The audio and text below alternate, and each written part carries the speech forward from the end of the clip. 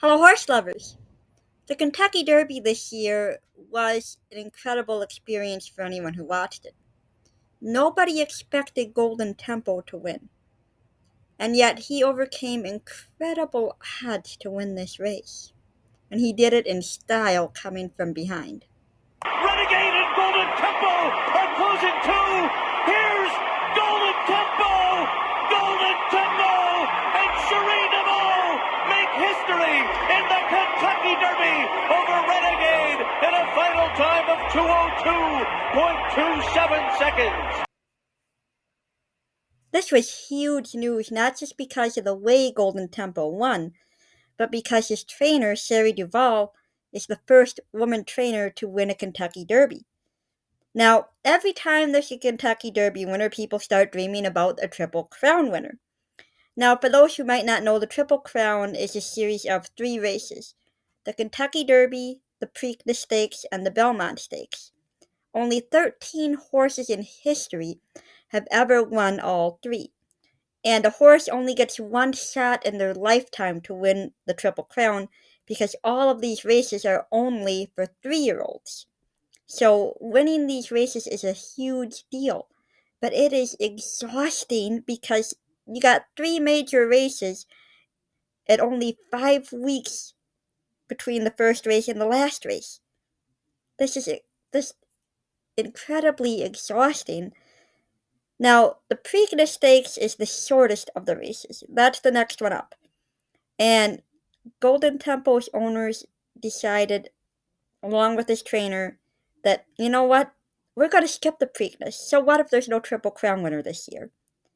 This is what's best for him. Now, would Golden Tempo necessarily get hurt? There's a chance it could happen. There's also a chance that he might be fine. But even if he didn't get hurt, even if he didn't come out of it exhausted, this is simply not a race that's good for his running style, coming from behind the way he does. Because it's not a race that sets up well for Golden Tempo. He's a late closer.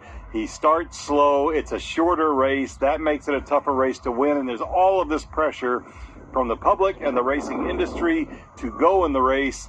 She says that's not going to play into her decision at all. I love seeing Golden Tempo in this clip. He's playing with his lead line. He's dancing around. He's playing and he's feeling good. That's wonderful. And we're probably going to see him back for the Belmont, which is absolutely his kind of race. It's the longest of the Triple Crown races. It's tailor-made for a closer like him. Granted, anything can and does happen in a race. There's been a lot of times that the horse who was almost guaranteed to win didn't. There's been, there can be upsets where track conditions don't meet a particular horse's liking. You can get bumped on the track. You can have a misstart from the gate. Things can happen. But he's got a much better chance in the Belmont. And he could come out of the Preakness perfectly fine. But he'd be more tired for the Belmont, and he has very little chance of winning the Preakness. So why set him up for failure?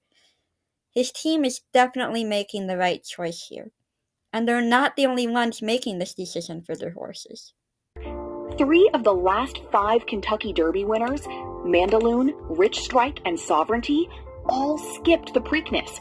And this year marks the 6th time in the last 8 years. So this is getting to be something that's happening more and more often. And there's talk of spacing out the Triple Crown races from now on, because people are realizing this takes a lot out of a horse to run that many races over that kind of a distance that quickly together. And yet, there's people who are afraid that this will take away some of the magic of having a Triple Crown winner. Those who are against spacing out the races say the Triple Crown winners just won't be as special anymore then.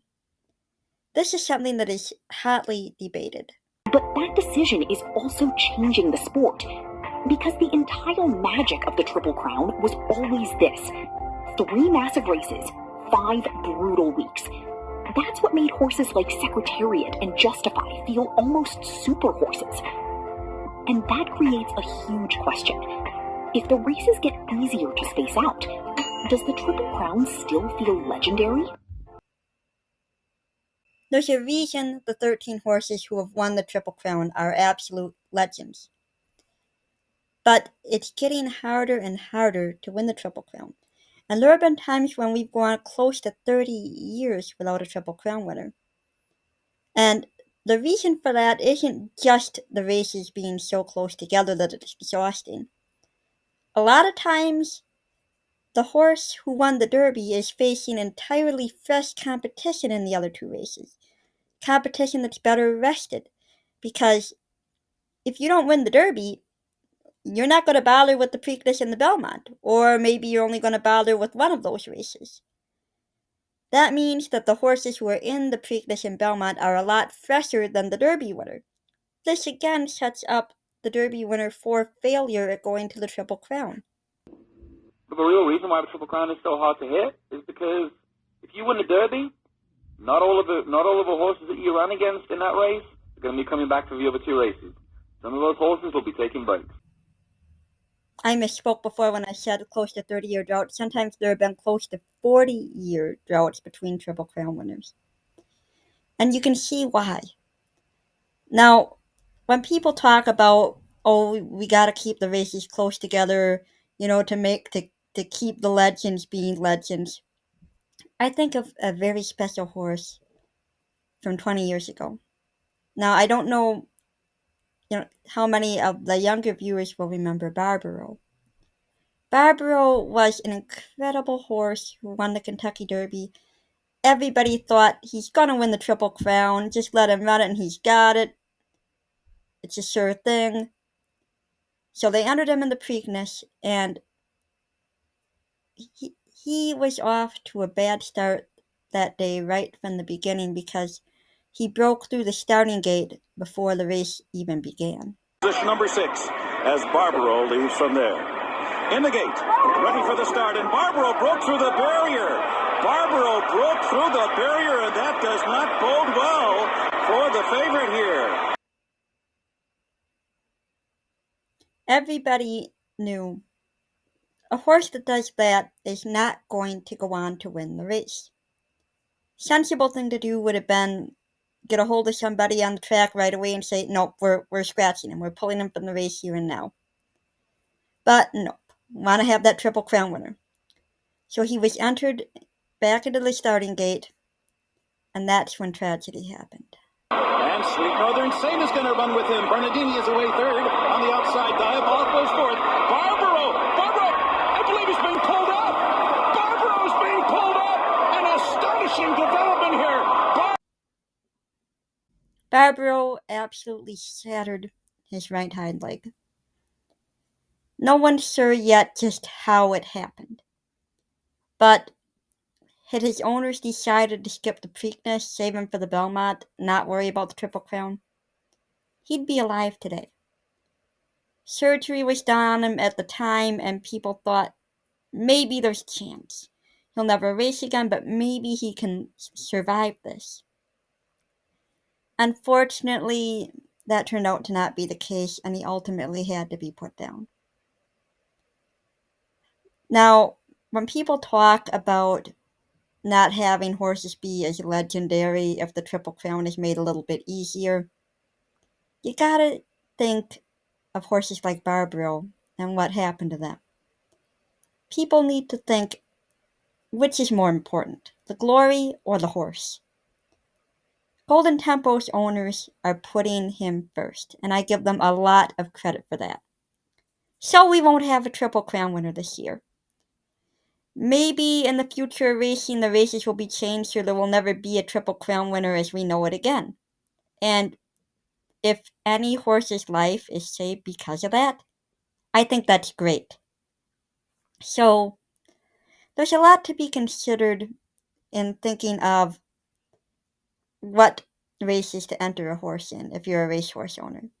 Ultimately, it comes down to what is this horse capable of? What's best for them?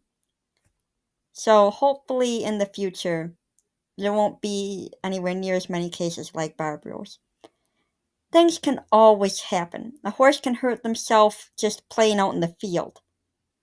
But if we do changes to the Triple Crown, and if we consider maybe skipping a Triple Crown race for the Kentucky Derby winner in the future, maybe there will be a lot less cases of tragedies like Barbros.